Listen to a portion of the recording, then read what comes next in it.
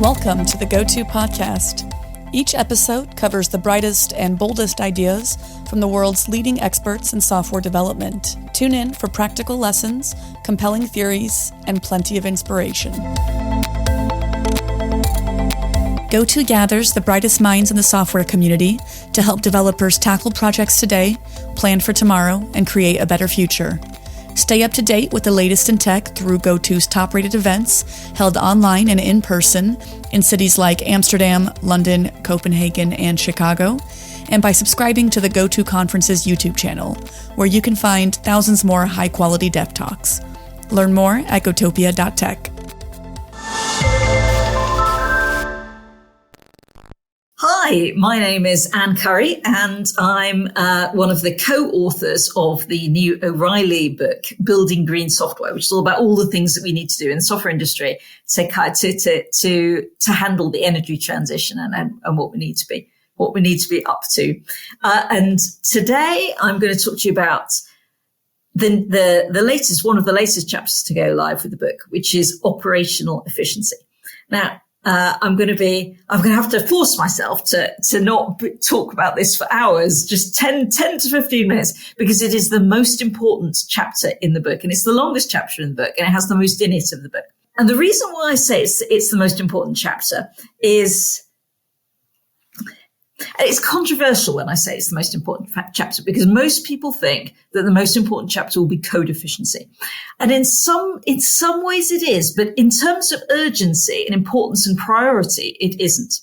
So, code efficiency, if you're really, really good at making your code efficient, most people have seen the charts somewhere that rank different languages in terms of how productive they are, how efficient they are. And you'll have probably seen the one that says that C is 100 times more efficient than Python.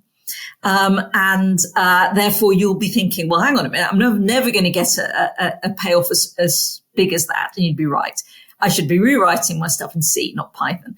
But today I'm going to argue that actually operational efficiency is at this stage much, much more effective, even though in terms of operational efficiency, the best you're probably going to get is a 10x improvement. So you'll cut 90% of your carbon emissions by using good operational techniques. So you'd be thinking, well, that's literally 10 times less good than code efficiency.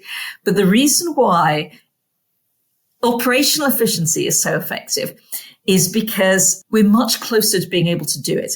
There's so much more about operational efficiency that has been commoditized already than is the case with code efficiency. Now, there's some really good stuff going on with the commoditization of code efficiency. If you start looking into things like Python being compiled down to C-level performance, the new languages like Mojo, which have similar effects, but there is work to improve the efficiency of code whilst keeping developer productivity. But that's sort of still at a very early stage. Operational efficiency is much further down the line. It is much closer to being commoditized. There's a lot more you can buy off the shelf. So that's kind of the main reason. Well, so is it the main reason? It is one of the reasons why operational efficiency is where we need to be looking next. But the other reason why which we need to be looking at operational efficiency is it kind of is it's more fundamental than code efficiency is. So for example, say I had a monolith that was written in Python, and I went to all the effort, and it would be a lot of effort to rewrite that completely and re-architect it for good carbon awareness, maybe put in some microservices, all that kind of stuff, to make it 100 times more efficient. Say I did that, and it would take me ages, and it would make the stuff very hard to maintain in the future. At the moment, things will improve, but at the moment, it would be extremely custom work that I was putting in there. If I ran it, if I went, hooray, I've done that. I've reduced the amounts of CPU and memory and all these kinds of resources and bandwidth it requires by 99%. If I run it on the same machine, then I don't actually really get any of that benefit, or very little of that benefit. If you reduce how much a machine is used by 99%, you don't actually save that much. You don't save any embodied carbon, and you don't save that much of the electricity used to power it either, because most of the effort is in keeping a machine turned on rather than actually doing anything. So fundamentally, if you don't right size your application, you don't move it to a VM or a machine that is actually the same size as you've just shrunk it to, then you really don't get that much benefit from it. From the enormous amount of work that you did to shrink the application.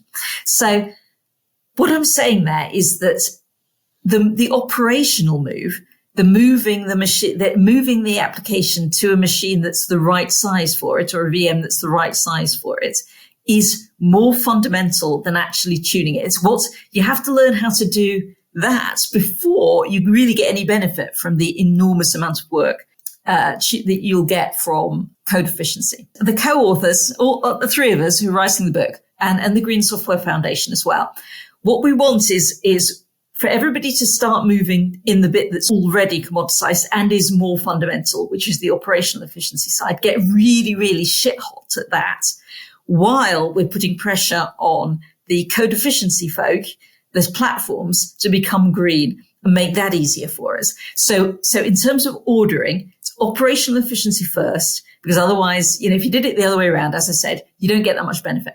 And actually, that is the way, fortunately, that's also the way that commoditization has worked, that we're more commoditized on operational efficiency than we are on code efficiency. So operational efficiency. Now, literally, this is the longest chapter in the book. So I've got an awful lot of stuff, and I'm going to have to really, really whiz through it here. I would say falls into three areas.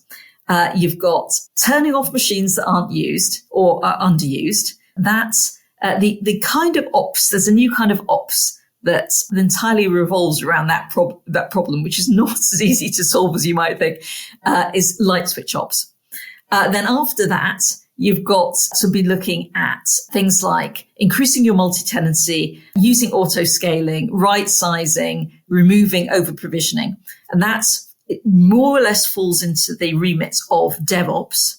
And then finally, when you really, really get really hot at this, really fantastically good at this, you're looking at SRE, at the moment, the peak of ops performance, which is site reliability engineering, initially developed by Google. Because what I'm telling you here about green and efficient ops is just efficient ops. There's nothing new. There's nothing magic about it being green. It's just really good ops. So once you're absolutely top of your game at doing ops, you will naturally be green, which is another good reason why ops is a good place to start, because you can sell it for other reasons than being green. You can sell it for cost saving reasons, security reasons, and actually, oddly enough, productivity reasons, because a lot of these techniques that allow you to deploy more quickly will actually improve the productivity of your developers. And you'll find that is often the easiest sell to make. If you can go faster, deploy more securely, deploy more confidently, then that's the kind of story that your company will like to hear, because it means you'll be able to get features out faster and try them out. So no more of that. It's like the reverse of the old waterfall days, which were not my days. We don't want to go back to them. So in terms of operations, what are we looking at? Light switch ops. So light switch ops is is an idea being championed by Holly Cummins, who is an IBM engineer. And the idea is that we often don't turn off machines that we should be turning off, either because they're not really very, very well used, or they're just not used at all, because we fear that if we turn them off, we won't be able to turn them back on again. There's lots of reasons why we keep machines around that aren't actually effectively used, and that's a waste of power, and it's a really waste of those servers that could be used for something more effective. But we don't necessarily always know which machines they are, so some work is required to find that out. But also we fear turning them off in case we might not be able to turn them back on again. Resolving that is probably your 101. It's the first thing that we need to be working on, making sure that we can safely turn off any machine in our systems. So an example of the kind of level of savings you get from this, it's, as I say, it's a security hole if you've got machines that you don't really understand what they're doing anymore. And, it's just a sign that you're losing control of what's going on in your data centers. But it's incredibly common. So the best example I heard about this recently was VMware moving a data center in Singapore. They were moving the data center, pretty standard stuff, and they wanted to not move more than they had to. So they decided to do a full audit of what was running on all of the machines that they were moving. And what they discovered was that 2/3 of the machines in that data center were not doing anything that really mattered to them anymore. That they were old, a couple of users, not really, that absolutely was not worth their while moving that to the machine. It's 2/3. So light switch ops is but it can be very hard to work out which machines you can turn off. There's a couple of really good techniques for this. There's the scream test. You just turn the machine off, find out if anybody screams. That works quite well. But again, you might fear that if you worry that you're not going to be able to turn the machine back on again. Another thing is that all resources are provisioned for 6 months. And if no one says, no, I want this again in 6 months' time, then it's not popular enough to warrant being kept on. But again, you've got to tie this in with the light switch ops. So the idea of light switch ops is that you go through and you take the pain of working out which machines you need to turn off, and you take the risk that you might turn some of them off and not be able to turn them back on again. But from then on, everything is automated so that you can automatically turn it off and on again, and that you test that. And then you use that to turn off machines that are no longer in use, but also machines that that are on at the moment, but you don't need to be on. So for example, the obvious example is test systems at the weekend, or development environments at night and in the weekends. Light switch ops. The idea that you can turn machines on. This all comes from the idea that at night, you don't not turn your lights off because you're afraid that they won't turn back on again in the morning. If you were afraid that they wouldn't turn on back on again in the morning, you wouldn't turn them off at night, but you always do. And that's, with LED light bulbs, it doesn't necessarily save you that much. But in the olden days, it used to save you lots of money turning your lights off when you weren't in the room or you were in bed. But it only works because you're quite confident you can turn them back on again. And the aim is that with your systems, you are as confident as turning on your lights that you will be able to turn them back on again. And that way you can turn them off without fear. So that's light switch ops. The next thing is DevOps. It's also scaling. It's about once you've done your light switch off, you turned off the stuff that you don't need anymore. The next thing to look at is not over provisioning. Now, I can talk forever about why over provisioning happens, and it's perfectly sensible. But in the long run, we've got to cut back on over provisioning. And there are various ways you can do that. You could use auto scaling. You can use orchestrators to make sure that things are moved around from place to place and scaled up and scaled down. Fundamentally, right sizing is the next step in the process of operational efficiency. And it's the kind of thing that's covered by DevOps. It is a very difficult thing to do. I mean, I'm saying this as if, it's like obvious that you do DevOps and that you make all this stuff work, but it's really not. It's hard. It requires an investment, but it is part of, if you look at companies that are doing well in operations these days, a lot of them are doing it so that they can be releasing code on an hourly basis, on a minutely basis, on a 10-minutely basis, really, really fast. And this all tends to go hand in hand with that. Getting good at DevOps, getting good at how you control your systems, getting orchestrators in place, starting to wrap workloads in things like containers, which is part of being able to move workloads around and scale them up and move them from machine to machine, depending on their current resource requirements. It's hand in glove with that whole CI/CD, moving faster in production and making sure that applications go live faster. So it is aligned with the stuff you want. It's not only good for machine productivity, and it's like, this is all about machine utilization.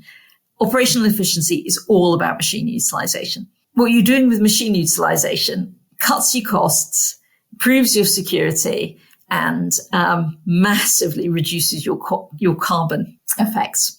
And again, this is why operational efficiency is the most important thing, because it's aligned with all the other stuff that we want to do. So we've got DevOps there, which is, it's like auto scaling, using systems like that. If you're in the cloud, choosing the right instance types. This is a deceptively powerful concept. Obviously, it doesn't apply if you're not in the cloud, but if you are in the cloud, make sure you choose flexible instance types that are the right instance type for your workload. So, for example, one of the most interesting types of auto scaling that's available out there, I would say, is the burstable instance type, which is available on all clouds.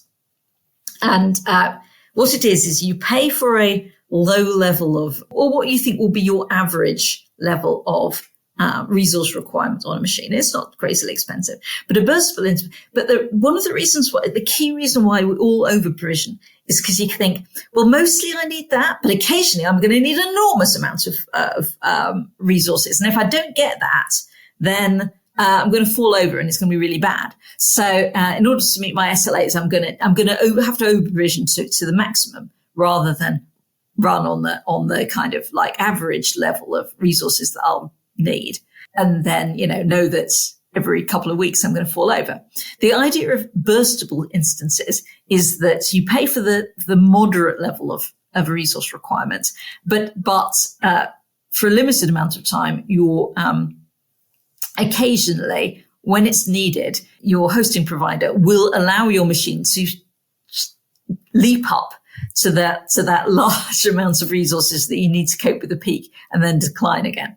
So burstable instances are a really interesting way of doing auto scaling. I'm quite happy with burstable instances. So right sizing is one way of doing it. Another way of doing it is to try and steer your developers to use platforms that do an awful lot of this stuff for you. So serverless, it does auto scaling for you. Spot instances, perfect. I love spot instances for many, many reasons. They are fantastically good for demand shifting and shaping, which we'll talk about which you will hear about in another podcast. Spot instances, again, will jump in, do stuff for you, and you don't have to worry about them so much. I mean, you have to architect for spot instances. That is not easy because they've got no SLAs and you'll have to redo everything. But operationally, if you could do that, you've won. That's the perfect green operational approach. And where you can use it, use it. And then finally, we'll talk a little bit about what is the perfect solution here is really for you to fully take on SRE, Google's SRE principles of CI/CD, full automation and massive monitoring and acting based on what you see. Because all of this stuff, it is hard. It is not easy. It's not trivial to do all these things, or we would have done them. They're best practice. And there are commodity tools available to help you with them, but they are hard. It is well worth looking at Google's SRE principles for how they have moved in this direction, because they moved in this direction literally 20 years ago, and they've started to rise up and talk about what they did and what they learned. So you're not having, unlike with code efficiency, where we're still in very early days at aligning code efficiency and developer productivity, which we need to do. With operational efficiency, there are people who've already beaten this track. It's not new. You can find out what you need to do. Almost the best thing you can do about being green is to start improving your operational performance and operational skills. The acme of operational skills at the moment is reading some of these Google SRE books. They're scary. You should be following people like Charity Majors on Twitter, seeing what they're doing, because they really are. They're not doing it for green reasons, but it's really green. It is the foundation of how we will produce very, very efficient systems in the future. So it's absolutely worth you looking at that. So actually today I had so much to talk about. I have I think I've been able to cover the very, very basic. I'm not gone into depth on any of these things, but remember the book is available. There's more detail in the book. This chapter is available, and it is a long chapter. There's a lot in it, but it is well worth reading through. And even that chapter only gets you an introduction to what you need to do, but it does give you a good introduction to what you need to do. So go and have a read of it. You don't actually need, O'Reilly keep reminding me, you do not need an O'Reilly subscription to read these chapters, because you can download, you can go and get a free trial and read everything very quickly then, just like, Netflix, or I need to do the Disney low price trial so I can watch all the stuff on there for a while. But fundamentally, we're all very used to using a free trial to blast our way through the content. If you have anything to do with ops, use your O'Reilly free trial to read this chapter, because it's what we need to do next. It's utterly key. And it is the bits that's aligned with what the rest of your business needs to do. So it will be the easiest sell of any part of the green story. But anyway, so I promised GOTO that I wouldn't overrun this one to the horrible extent that I did the last one on code efficiency. So light switch ops, DevOps, SRE, and operational efficiency is the most important thing. Get really good at it, and you will win. This is the next step for you to take in being green. So thank you very much for listening to me. And I look forward to speaking to you again, which will probably be about the networking chapter. Thanks for listening to this episode of the GOTO podcast. Head over to gotopia.tech to discover lots more content from the brightest minds in software development.